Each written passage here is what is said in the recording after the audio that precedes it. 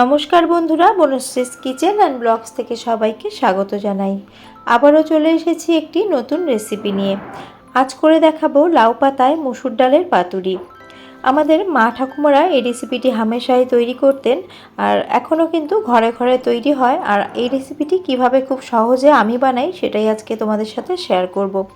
রেসিপিটি পুরো দেখার অনুরোধ রইল, আশা করি তোমাদের খুব ভালো লাগবে। রেসিপিটির জন্য লাউ পাতা লাগবে, আর এখানে বাজার থেকে এক কাটি টাটকা লাউ শাক আনা হয়েছে। এখান থেকে আমি পাতাগুলোকে এখন কেটে নেব। বড় সাইজের পাতাগুলো ভালো হবে এর জন্য, রেসিপির জন্য। কিন্তু আজকের এই শাকের মধ্যে আমার কিন্তু খুব একটা বেশি বড় পাতা নেই, এর মধ্যে মিডিয়াম সাইজের পাতাগুলো আছে, সেগুলোকে বেছে বেছে আমি কিন্তু কেটে নিচ্ছি। লাউ পাতা এর থেকেও বড় বড় সাইজের হয়, আজকের লাউ শাকের মধ্যে এইরকম সাইজের লাউ পাতাই রয়েছে, সেগুলোই আমি কেটে নিচ্ছি। আমি আমার প্রয়োজন মতো পাতাগুলোকে কেটে নিচ্ছি। আর পাতাগুলোকে কেটে নিয়ে আমি আগে খুব ভালো করে ধুয়ে নেব। যে কোনো শাকসবজিতে খুব বেশি পরিমাণে ধুলো ময়লা থাকে, তার জন্য কিন্তু 3 থেকে 4 বার আমি জল বদল করে এগুলোকে ধুয়ে নেব। লাউ শাকগুলোকে খুব ভালো করে ধুয়ে সাইডে রেখে দিয়েছি। আর রেসিপির আরেকটি মূল উপকরণ হলো মসুর ডাল।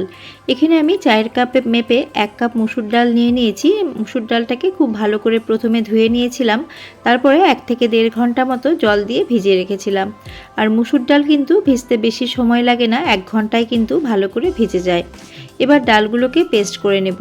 মিক্সার গ্রাইন্ডারের বড় জারটাই আমি ব্যবহার করলাম, কেননা এখানে 1 কাপ মতো আছে, অনেকটাই হবে। আর দেখো, এর মধ্যে কিন্তু আমি কোনো রকম জল দিচ্ছি না, ডালের সাথে যতটুকু জল যাচ্ছে তাতেই কিন্তু বাটাটা হয়ে যাবে।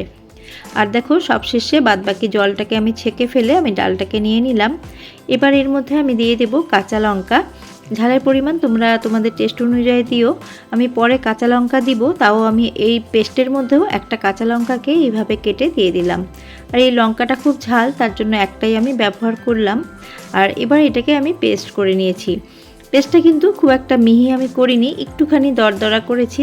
ডালটাকে একদম মিহি করে পেস্ট না করে একটু দরদরা করে পেস্ট করলে কিন্তু পাতুরিটা খেতে খুব মুচমুচে হবে। সমস্তটা আমি এর মধ্যে নিয়ে নিলাম। এর মধ্যে আমি কিছু উপকরণ মেশাবো। এখানে আমি একটা মিডিয়াম সাইজের পেঁয়াজকে একদম ছোট ছোট কুচি করে নিয়েছি, সেটাই দিয়ে দিলাম। 1 কাপের জন্য আমি একটা মিডিয়াম সাইজের পেঁয়াজ দিয়েছি, আর এখানে 2টো কাঁচা লঙ্কা কুচিও দিয়ে দিলাম। আর ঝালটা তোমরা তোমাদের স্বাদ অনুসারে দেবে।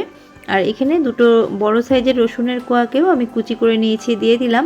দিয়ে দিচ্ছি 1/2 চা চামচ কালো জিরে। মসুর ডালের যে কোনো বড়াতে বা পাতুরিতে কালো জিরেটা ভালো লাগে। দিয়ে দিলাম পরিমাণ মতো হলুদ গুঁড়ো আর পরিমাণ মতো নুন। আর এবার আমি সমস্তটা ভালো করে একটুখানি মিশিয়ে নেব।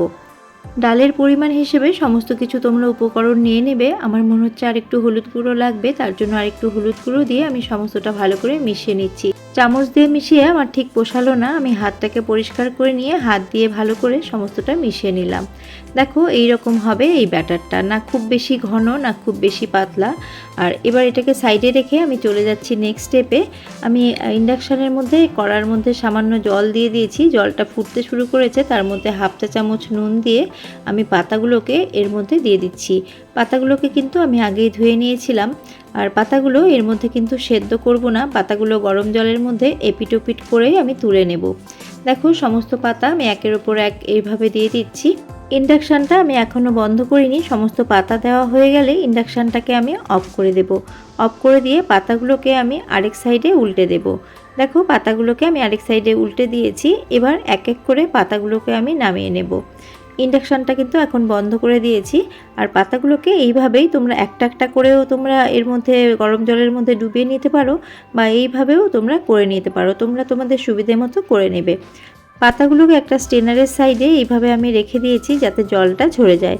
তোমরা চাইলে এটা কিন্তু থালার সাইডেও রেখে দিতে পারো। জলটা একটু ঝরতে থাক। এখন আমি চলে যাব নেক্সট স্টেপে। এখন আমি পাতুরিগুলো কী করে তৈরি করি সেটাই তোমাদের সাথে শেয়ার করব। আমি একটা থালার মধ্যে একটা পাতা নিয়ে নিলাম। আমি দুভাবে তোমাদের দেখাবো পাতুরিটা তৈরি করা, তোমাদের যেভাবে তোমাদের সুবিধা হবে তোমরা সেইভাবে কিন্তু বানিয়ে নিও। দেখো, সাইডে আমি দিয়ে দিলাম 1 চামচ মতো ব্যাটার। এবার আমি এটাকে মুড়ে দেব। তোমরা একটু ভালো করে দেখলেই ব্যাপারটা কিন্তু বুঝতে পারবে। এবার এর সামনেও আমি আরও 1 চামচ মতো ব্যাটার দিয়ে দেব। পাতা যদি বড় হয় সেক্ষেত্রে ব্যাটারের পরিমাণটাও কিন্তু আরেকটু বেশি দিতে হবে। আবারও আমি মুড়ে নিচ্ছি। এইভাবে মুড়ে নিলাম। এবার দুই সাইডে আমি ব্যাটার দিয়ে দেবো এইভাবে, যাতে এটা না খুলে যায়, একদম আটকে থাকে। দেখো এইভাবে। আর এটা কিন্তু খেতে দুর্দান্ত আর বানানো কিন্তু খুবই সহজ। পাতাগুলোকে যেহেতু একটুখানি জলের মধ্যে ভাপিয়ে নিয়েছি, তার জন্য পাতাগুলো নরম হয়ে গেছে আর বানাতে কিন্তু কোনো সমস্যাই হচ্ছে না। দেখো এইভাবে আমি মুড়ে দিলাম। রেডি হয়ে গেছে আমার একটা। এবার এই ওপর দিকে আরও 1 চামচ মতো ব্যাটার দিয়ে আমি এটাকে সিল করে দিচ্ছি। আর এইভাবে দিলে কিন্তু খুলবে না আর খেতে খুব মুচমুচে হবে। দেখো তৈরি হয়ে গেল। একইভাবে তোমাদের আরেকটা আমি করে দেখাচ্ছি।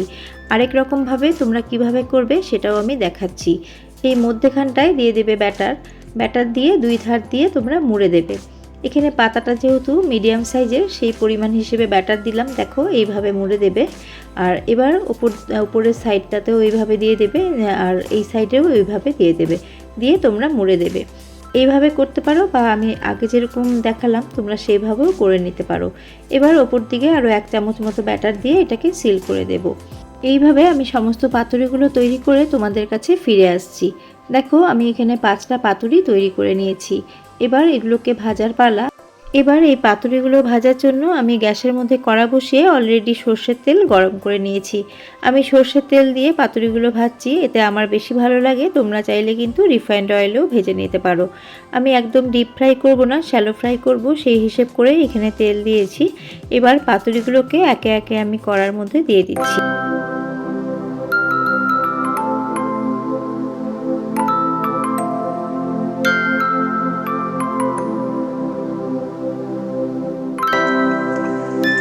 গ্যাসের ফ্লেমটাকে লো টু মিডিয়াম করে আমি 2 থেকে 3 মিনিট মতো আমি একটা সাইডে ভেজে নিয়েছি, আরেক সাইডে উল্টে দিচ্ছি।